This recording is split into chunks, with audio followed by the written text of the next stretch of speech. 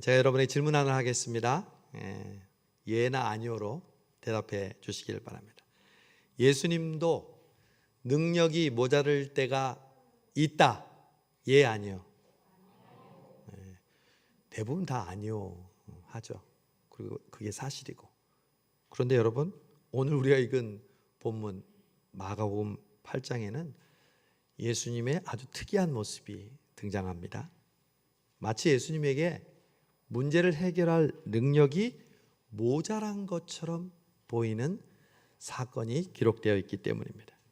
사실 이런 이야기, 또 예를 들면 무화과 나무의 때가 아닌데 무화과를 저주했던 그 이야기처럼 오늘 이 이야기는 예수님에게 전혀 도움이 될 것 같은 이야기가 아닙니다. 한 소경이 있었습니다. 사람들이 이 소경을 예수님께 데리고 나와서 손 대시기를 요청했습니다. 너무 자연스러운 모습입니다. 그렇게 예수님에게 수많은 소경들이 와서 눈을 떴으니까요. 평소 같으면 그냥 말씀으로, 아니 눈에 손을 대고 단번에 고쳐주는 게 보통이었습니다. 그런데 그날 예수님은 그렇게 소경의 눈을 뜨게 하지 않으셨습니다. 먼저 소경의 손을 잡고 마을 밖으로 나갑니다. 그리고 예수님이 눈에 침을 뱉으시고 안수하십니다. 여러분, 좀 너무하신 것 아닙니까? 진흙에다 이기는 것도 아니고 그냥 얼굴에다 침을 뱉었다고 합니다. 아무리 소경이라도 그렇지 그 냄새나는 침을, 예수님은 황금침입니까? 향기 나는 침입니까? 똑같은 침이죠. 그런데 그 침을 얼굴에 뱉으신 예수님, 그걸 소경은 어떻게 느꼈을까요? 그리고 기도한 후에 소경에게 묻습니다. 오늘의 설교 제목입니다. 무엇이 보이느냐? 그러자 소경이 대답합니다. 사람들이 보입니다. 나무 같은 것들이 걸어가는 것이 보입니다. 무슨 말씀입니까? 완전히 고쳐지지 않았다. 한 번에 예수님 기도하셨는데 그 기도가 이루어지지 않았다는 것입니다. 그리고 예수님은 그러자 두 번째로 안수하십니다. 그랬더니 그제서야 모든 것을 보게 되었다는 것이죠. 여러분, 왜 예수님은 단번에 이 소경의 눈을 고치지 못했을까요? 예수님은 왜 그 맹인을 그 자리에서 고치지 않고 번거롭게 손을 잡고 마을 밖으로 데리고 나갔을까요? 왜 얼굴에 침을 뱉었을까요? 왜 다시 안수했을까요? 예수님도 못하시는 게 있는 겁니까? 예수님의 능력이 좀 떨어진 게 아닙니까?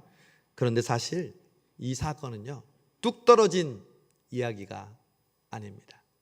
제가 지난 새벽에도 말씀드렸듯이 우리가 읽고 있는 성경은요, 원래 장절이 구분되어 있지 않았습니다. 우리는 오늘 마가복음 8장 그리고 몇 절 얘기하지만 마가가 이 편지를 쓸 때는 그냥 쭉 썼습니다. 그 말은요, 마가는 이 전체 스토리를 연결시켜서 쓰고 있다는 것이죠. 이 기적만 단락떼어서 이해하려고 하면 이해할 수 없다는 거예요. 그 전에 사건들을 우리가 알아야만 오늘 이 궁금한, 이상한 이 예수님의 행동을 비로소 이해할 수 있게 된다는 거죠. 우리가 지금 쓰고 있는 장절의 구분은요, 장은 한 13세기 정도, 14세기 정도에 시작됐고요. 절은 그 뒤에 1500년도, 16세기 정도에 그때야 비로소 구분해서 성경을 읽기 시작했습니다. 우리가 성경을 읽을 때 필사를 하고 성경 통독을 해야 하는 이유가 바로 여기 있습니다. 우리는 때로 자세히 나뭇잎을 관찰하고 나뭇잎의 모양을 보는 것처럼 큐티하고 묵상도 해야 되지만 전체 숲을 조망하는, 성경 전체를 통독하고 성경 전체를 읽는 훈련을 병행해서 해야 한다는 거죠. 그러면 오늘 전의 사건은 어떤 사건이 있었을까요? 예수님께서 지금 굉장히 화가 나셨습니다. 이 소경을 고치시기 전에 예수님이 굉장히 흥분해 있었습니다. 평소의 모습과는 달랐습니다. 그래서 제자들을 얼마나 호되게 꾸짖으시는지 질문을 7, 8번을 연달아 합니다. 여러분, 우리가 부모님들이, 엄마들이 화가 났을 때 자녀들에게 어떻게 화를 표현합니까? 요즘은 옛날처럼 때릴 수가 없잖아요. 또 때려서는 안 되잖아요. 그러니까 말로 합니다. 말로 할 때 속사포 질문을 퍼붓습니다. 야, 내가 게임 그만하라고 했어? 안 했어? 누가 빨래를 여기다 이렇게 함부로 벗어났어? 누가 화장실에 소변 보고 물 안 내렸어? 하고 평소에 실수하고 잘못하는 것을 볼 때 질문하면서 꾸짖잖아요. 예수님도 마찬가지예요. 예수님이 배를 타고 가다가 바로 그 전에 어떤 사건이 있었냐면 오병이어 사건은 그 전에 있었고요. 또 똑같은 7개의 보리떡과 2마리 생선으로 4,000명을 먹인 그 기적을 일으킨 뒤에 배를 타고 다른 반대편으로 건너가시다가 예수님이 갑자기 뜬금없이 제자들에게 말씀합니다. 바리새인의 누룩과 그리고 헤롯의 누룩을 주의하라. 누룩이라는 말에 제자들이 갑자기 둘이 군성군성대기 시작합니다. 군지렁군지렁 되면서 아이고, 예수님 지금 또 떡을 찾으시는가 보다. 떡 가져온 사람 한 개밖에 없는 거예요. 큰일 났다. 최소한 5개는 있어야 기적을 베푸는데 이 한 가지로 어떻게 기적을 베풀겠냐 하고 서로 의논할 때 예수님의 화가, 예수님의 불같은 그 마음이 제자들에게 전달됩니다. 오늘 17절에 보면 너희가 어찌 떡이 없으므로 수군거리느냐. 하나의 질문은 끝나는 게 아니에요. 아직도 알지 못하며 아직도 깨닫지 못하느냐. 너희 마음이 이렇게 둔하냐. 18절 너희가 눈이 있어도 보지 못하며 귀가 있어도 듣지 못하느냐. 기억하지 못하느냐. 안 끝났어요. 내가 떡 5개를 5,000명에게 떼어줄 때 몇 바구니를 남겼느냐. 또 대답은 잘해요. 12바구니입니다. 7개를 4,000명에게 먹여줄 때는 몇 광주를 거두었느냐. 7개입니다. 아직도 깨달음이 없느냐. 지금 예수님은 바리새인과 헤롯의 위선을 주의하라는 거죠. 바리새인들은 겉으로는 번지를 하고 그리고 철저히 율법을 지키는 것 같았지만 마음으로는 하나님부터 멀어져 있고 자기들은 손가락 하나 까딱하지 않는다고 예수님 책망하셨죠. 회칠한 무덤이라고 했습니다. 헤롯은요, 그 당시에 예수님 당시에 얼마나 웅장한 예루살렘 성전을 지었는지 모릅니다. 30몇 년 동안 그 예루살렘 성전을 화려하게 짓고요, 수많은 사람들이 예배하러 오게 하고요. 그 목적은 유대인들의 마음을 사고 거기서 얻은 그 경제적인 이득을 통해서 로마에게 또 환심을 사기 위해서 바치기 위함이었습니다. 그러니까 겉으로는 성전이지만 실제로는 위선과 그리고 자신의 교만으로 욕심으로 가득 차 있었던 거죠. 너희도 이런 위선을 주의해라 말씀한 건데 이 제자들은 지금 떡이 없다고 난리입니다. 그래서 예수님이 호통을 치신 겁니다. 예수님이 꾸지람을 하신 것입니다. 아직도 깨달음이 없느냐. 저는 이번 사순절을 통해서 반복하시는 주님의 음성을 듣습니다. 너무 감사합니다.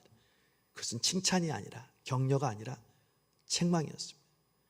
우리의 마음이 둔하여지고 그렇게 말했는데도 깨닫지 못하고 알아듣지 못하는 제자들의 모습이 바로 저와 여러분의 모습이라는 것을 다시 한번 깨닫게 되었습니다.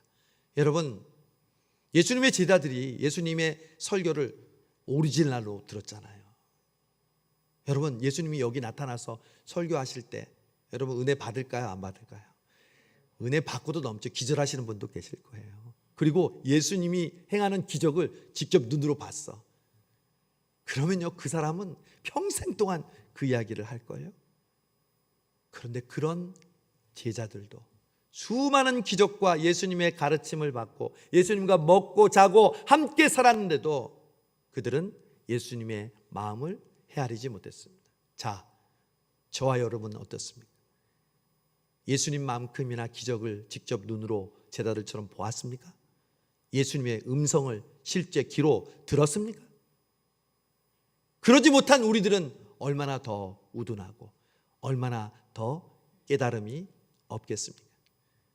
평생 예수 믿고 그 수많은 예배와 수많은 말씀과 수많은 은혜를 받았음에도 불구하고 우리는 지금 예수님의 마음을 헤아리고 깨닫고 있습니까?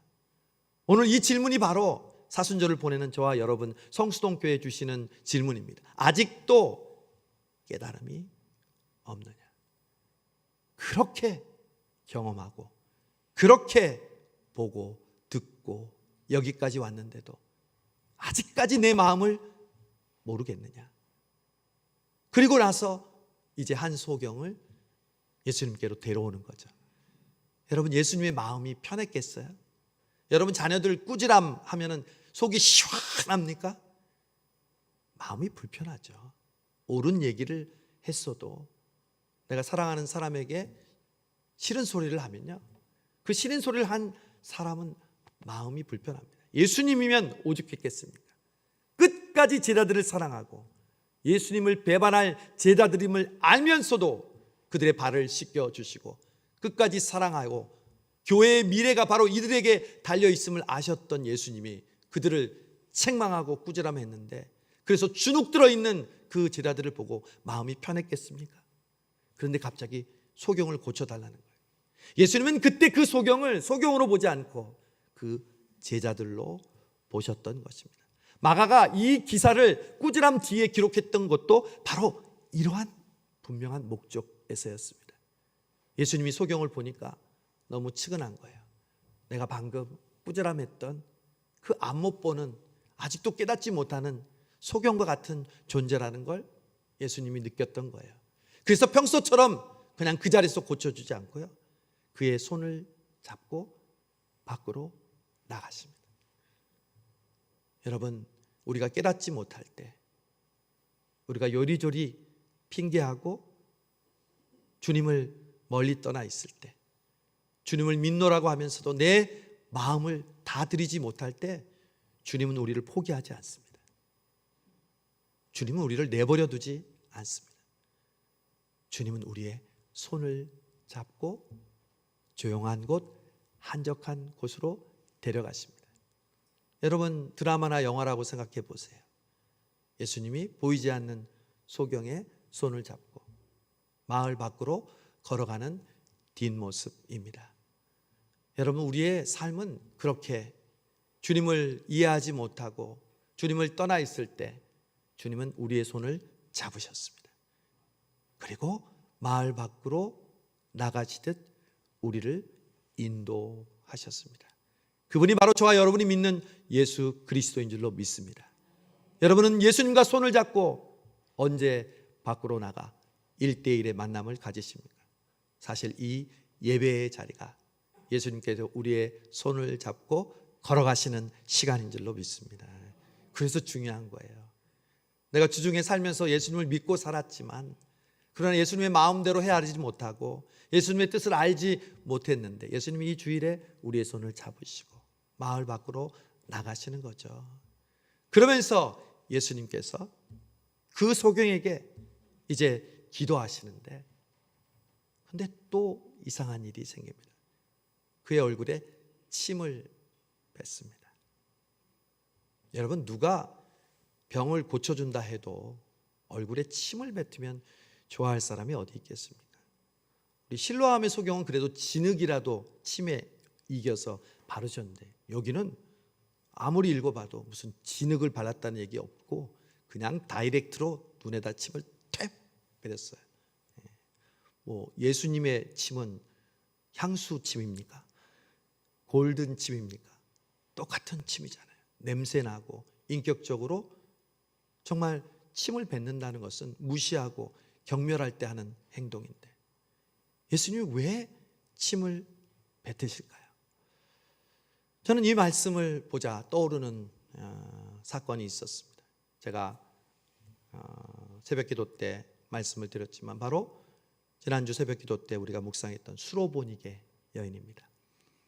수로보니게 여인은 두로에서 만난 여자였는데 이방인이었습니다.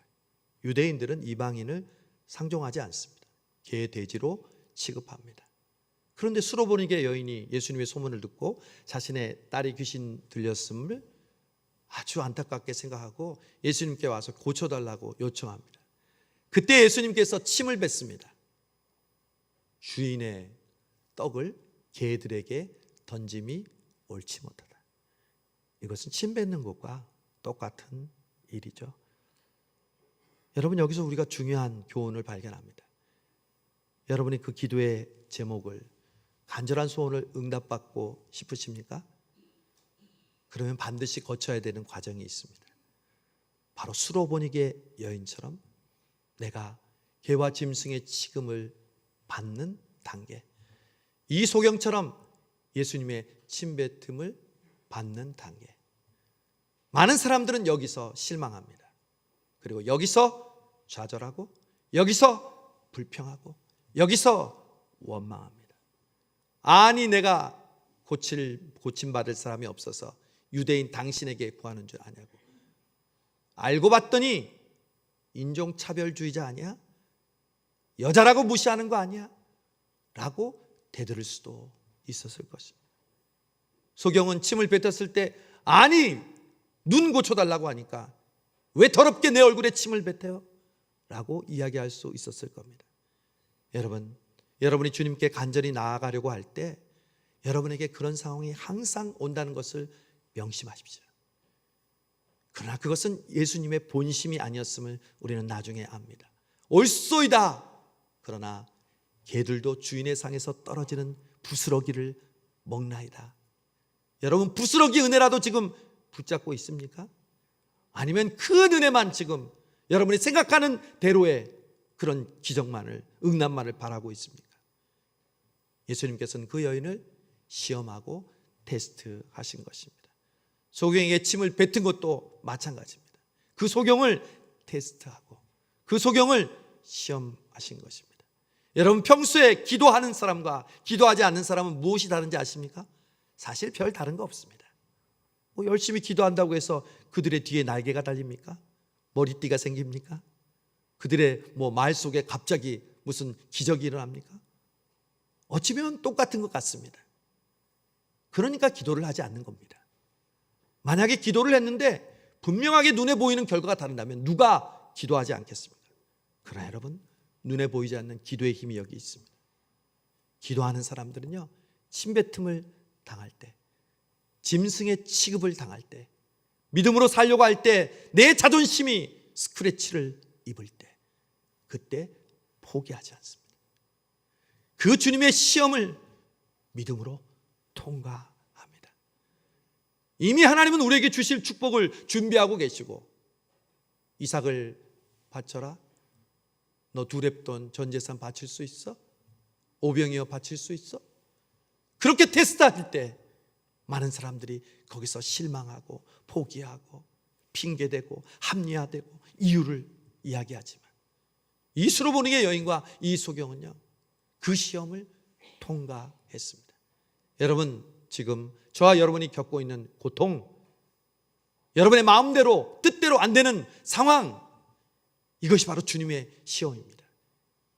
네가 이래도 나를 의지하겠니? 네, 주님, 저는 그래도 주님만을 의지하겠습니다. 주님이 나의 소망이고 나의 전부이십니다.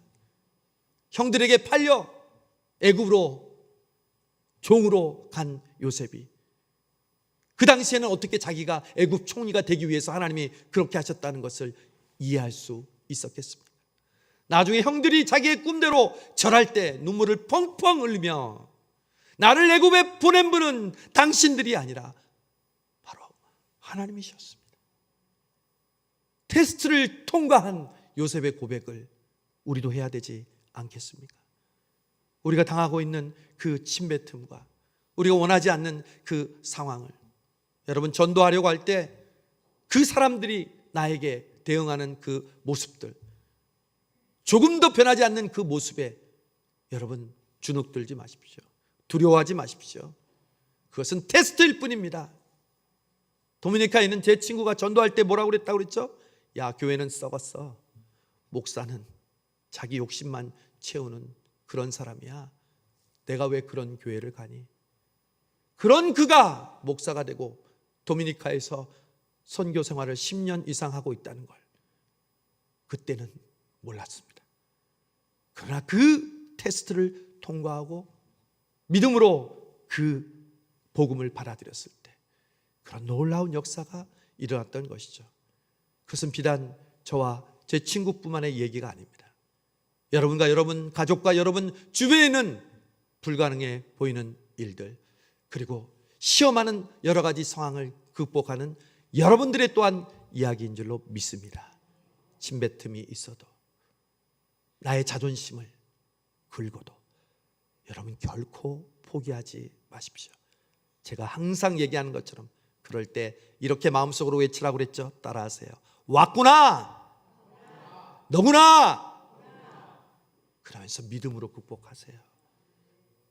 그 사람에게 실제로 얘기하지 말고, 그러면 싸워요. 이제 예수님께서 침을 뱉으시고 안수를 했어요. 그래서 무엇이 보이느냐 그랬어요. 저를 따라하세요. 무엇이 보이느냐? 여러분 대답하세요. 여러분 하나님이 살아계심을 믿고 하나님의 그런 응답과 기적을 경험하셨습니까? 왜 대답이 없어요? 더 크게. 여러분 지금까지 살아오면서 하나님의 은혜와 기도의 응답과 기적을 경험하셨습니까? 무엇이 보입니까, 여러분?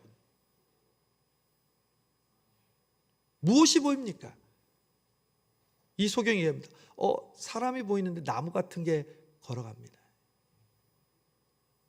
헤롯의 누룩과 바리새인의 누룩을 조심해라. 야, 우리 빵 안 가져왔다. 야, 큰일 났다. 예수님 또 기적 베풀어야 되는데 아마 또 지금 배에서 내리시면 기적 또 베푸실 것 같아. 5,000명도 먹이고 4,000명도 먹였는데 예수님 신나셨잖아. 그런데 우리가 떡을 안 가져왔네. 여러분 하나님께서 여러분에게 은혜를 베푸시고 응답하시고 여기까지 오도록 그 수많은 기적을 이루셨는데 무엇이 보입니까? 여러분을 향한 하나님의 뜻이 무엇인 것 같습니까? 왜 여러분을 그 많은 교회 중에 성수동 교회로 부르셨겠습니까? 그냥 평소대로 내가 해왔던 대로 신앙생활 하기 위해서 여러분을 이곳 이 자리에 부르셨겠습니까? 아니요. 하나님의 분명하신 뜻이 있습니다. 여러분이 이 교회를 통해서 여러분이 먼저 생명이 살고 그리고 여러분만 사는 것이 아니라 여러분을 통해서 수많은 생명을 살리게 하시려는 하나님의 뜻이 있는 줄로 믿습니다. 여러분은 그 뜻을 이루기 위해서 고민하고 있습니까? 기도하고 있습니까? 걱정하고 있습니까? 무엇이 보이느냐? 내가 너의 기도를 들어준 그 이유가 네가 생각하는 바로 그것이냐? 나무와 같은 사람들이 걸어가는 걸 보면서 하나님이 살아계신 것 같기는 같네요. 그런데 뭐 나무들이 움직이는 것 같은데 글쎄요. 예수님은 그런 우리에게 한 번 더 안수하십니다. 저는 여기서 다시라는 단어의 은혜를 받습니다. 여러분 우리가 평생 동안 누려야 될 은혜는 다시의 은혜입니다. 여러분 이 사순절에 다시 주님의 십자가의 능력과 보혈의 공로를 의지하시는 여러분 되시기를 바랍니다. 주일 예배에 나올 때마다 다시 구원의 감격과 하나님의 은혜와 말씀의 충만을 누리시기를 바랍니다. 새벽을 깨울 때마다 매일매일 하나님이 다시 부어주시는 하나님의 말씀의 능력을 경험하시기를 바랍니다. 전도할 때 다시 하나님께서 나에게 능력을 주셔서 그 전도를 통해서 하나님의 놀라운 능력을 경험하시기를 바랍니다. 어제 저는 우리 최동규 형제와 함께 세례 교육을 했습니다. 두 번째 주일인데 회개에 대해서 공부했습니다. 회개란 죄로부터 돌이켜 하나님께로 향하는 것입니다. 죄란 하나님의 완벽한 기준에 이르지 못하는 것입니다. 179m를 통과해도 180까지 넘어야 한다면 그 사람은 실패자입니다. 하지 않은 사람과 160을 통과한 사람과 똑같이 실패자입니다. 그러므로 하나님의 기준에 이르지 못한 우리 모두는 죄인입니다. 그 죄의 삭은 사망입니다. 그러나 예수님이 그 죄를 용서해 주셨습니다. 예수님을 영접하고도 우리는 죄를 짓기에 우리는 늘 회개해야 합니다. 내 동구 형제가 그래요. 목사님, 왜 소름이 돋는지 모르겠습니다. 여러분, 하나님의 말씀은 살아있습니다. 복음의 능력은 지금도 역사합니다. 여러분, 무엇을 지금 사용하고 계십니까? 예수님은 모세에게도 내 손에 있는 것이 무엇이냐? 여러분, 이미 저와 여러분의 손에는요, 홍해를 가를 지팡이가 있다는 것을 명심하시기를 바랍니다. 우리에게는 두렙돈만 있으면 충분합니다. 오병이어만 있어도 충분합니다. 여러분이 지금 가지고 있는 현재의 삶 속에서 하나님의 마음을 움직이고 수많은 생명을 살릴 수 있는 여러분의 손에 가지고 있는 그것을 보시기를 바랍니다. 은과 금은 내게 없거니와 내가 나사렛 예수 이름으로 내게 명하노니 일어나 걸어라. 여러분에게는 이 세상 전부를 줄 수 있는 복음이 있지 않습니까? 우리 주님이 있지 않습니까? 무엇이 보이느냐? 주님이 물으시는데 우리는 나무 같은 게 걸어가는데요, 그냥 우리 가족들 평안하고 또 노년에 건강하고 그 정도면 되지 않습니까, 주님? 예수님이 더 그 소경에게 안수하신다는 것은요, 다시 우리에게 은혜를 부어주신다는 것을 의미합니다. 예수님은 다시의 예수님입니다. 하나님은 우리를 반복해서 깨우치시고 가르치시고 깨닫게 하십니다. 작년에도 사순절 부활절에 우리가 은혜를 받았지만 올해도 여전히 우리는 부족하지만 투두 나투두를 열심히 그리고 진실되게 하지 못할 때가 많이 있지만, 그러나 하나님은 다시 우리에게 은혜를 주시고 다시 십자가의 은혜와 그 깊은 사랑을 깨닫게 하실 줄로 믿습니다. 그러므로 여러분, 포기하지 마십시오. 하나님은 절대 우리를 포기하지 않고, 주님은 자기가 책망했던 제자들을 생각하면서 한 번에 눈 뜨지 못하고 아직도 깨닫지 못하느냐, 그럴 때 예수님은 다시 소경을 안수하는 것처럼 다시 제자들을 따로 불러내시고 가르치시고 또 깨우치게 하시고 또 사랑으로 그들을 훈련하셨을 때, 예수님이 이 땅에 안 계시고 부활하실 때 그들은 초대교회에서 한 번 설교하면 3,000명이 회개하고 5,000명이 회개하는 놀라운 예수님의 제자가 될 수 있었던 것입니다. 우리도 마찬가지입니다. 이 사순절에 다시의 은혜가 여러분의 삶 속에서, 여러분의 가정에서, 여러분의 신앙생활 가운데 일어나기를 축복합니다. 여러분, 다시 기도의 자리로 나오세요. 다시 말씀으로 깊이 빠지세요. 오늘 성경 아카데미, 우리 성수동 바이블 아카데미 하는데 지지난주에 많은 분들이 함께 참석했는데, 여러분 다시 그 자리로 나아가세요. 제가 얘기했지만 훌륭한 성경 강사들은 유튜브에 보면 다 나와요. 훌륭한 목사님도 너무 많아요. 그러나 여러분, 여러분을 위해서 함께 울어주고 함께 기뻐하고 기도해주는 교회 목사는 오직 하나입니다. 그 교회를 통하여, 그 목사님을 통하여 주시는 그 은혜는 진짜 나에게 은혜가 되고 다시 일어설 수 있는 용기와 힘을 줄 줄로 믿습니다. 그러므로 여러분, 포기하고 있었던 신앙의 영역이 있다면 다시 시작하세요. 여러분의 가족들도 마찬가지예요. 제가 여러분에게 강조하고 부활절 초청 대상자 명단을 내라고 했죠. 제가 생각하기에는 그 사람 나와야 될 것 같아요. 정말 나오지 않고 있어요. 그러나 나와야 될 것 같아요. 다시 작정하세요. 다시 하나님께 올려드리세요. 그 때와 방법은 우리는 알 수 없어요. 그럼 우리는 다시 하나님께 기도할 뿐입니다. 간절히 기도할 때 하나님께서 그 마음을 움직여 주실 줄로 믿습니다. 사람의 마음을 움직이는 것은 우리가 알 수 없습니다.